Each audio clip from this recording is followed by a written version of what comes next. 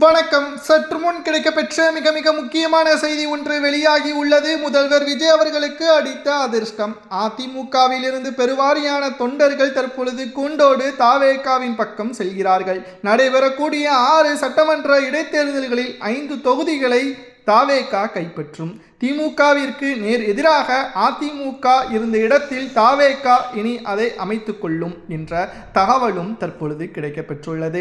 45 நாட்கள் தாவேகாவின் ஆட்சி மிகவும் சிறப்பாக இருந்ததாகவும் அதிமுகவில் நிகழக்கூடிய உட்கட்சி மோதல்கள் அனைத்தையும் தற்பொழுது எடப்பாடி பழனிசாமி அவர்களால் சரி செய்ய முடியாத காரணத்தினால் அதை தற்பொழுது தாவேகாவின் அரசு தங்களுக்கு சாதகமாக பயன்படுத்தி கொண்டு அதிமுகவில் இருந்து வெளியேறக்கூடிய நிர்வாகிகள் நேரடியாக திமுகவை எதிர்க்க வேண்டும் என்றால் எம்ஜிஆர் அவர்களது அதிமுக ஆட்சி தமிழ்நாட்டில் விஜய் அவர்களால் நடைபெற்று கொண்டிருக்கிறது என்பதையும் தற்பொழுது விஜய் அவர்களுக்கு ஆதரவாக அதிமுகவின் நிர்வாகிகளை பேசக்கூடிய அளவிற்கு வந்துள்ளது.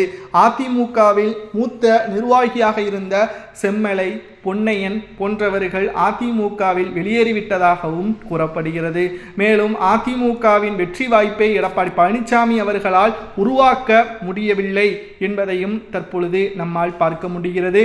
அனைத்திந்திய அண்ணா திராவிட முன்னேற்ற கழகத்தை பொறுத்தளவிற்கு அதிமுக செயல்பட்ட எடப்பாடி பழனிசாமி அவர்களது தலைமையில் உருவான அனைத்து நடவடிக்கைகளும் தோல்வியில் மட்டும் முடிந்ததற்கு காரணம் எடப்பாடி பழனிசாமியின் தனிப்பட்ட ஈகோதான்.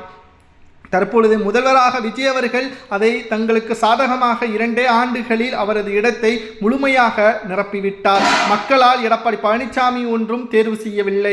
எடப்பாடி பழனிசாமி அவர்களை சசிகலா அவர்கள் தான் அந்த பொறுப்பில் கொண்டு வந்தார். ஆனால் சசிகலாவிற்கு செய்த துரோகம் தமிழக மக்களால் ஏற்றுக்கொள்ள முடியாத காரணத்தினால் மக்கள் தற்பொழுது அதிமுகவை இப்பொழுது புறக்கணித்துள்ளார்கள். மேலும் உட்கட்சி மோதலையும் எடப்பாடியால் சரி செய்ய முடியாத காரணத்தினால் 5 சட்டமன்ற உறுப்பினர்கள் தற்பொழுது தாவேகாவிற்கு வந்துள்ள நிலையில் மீண்டும் 5ற்கு மேற்பட்ட அதிமுகவின் எம்எல்ஏக்கள் தனது நிர்வாகிகளின் ஆதரவுகளோடு தாவேகாவில் இணைந்தால் அது முதல்வர் விஜய் அவர்களுக்கு அளித்த மிகப்பெரிய ஒரு அதிர்ஷ்டமாக பார்க்கப்படும் என்ற தகவலும் சமூக வலைதளங்களில் வைரலாக பரவி வருகிறது.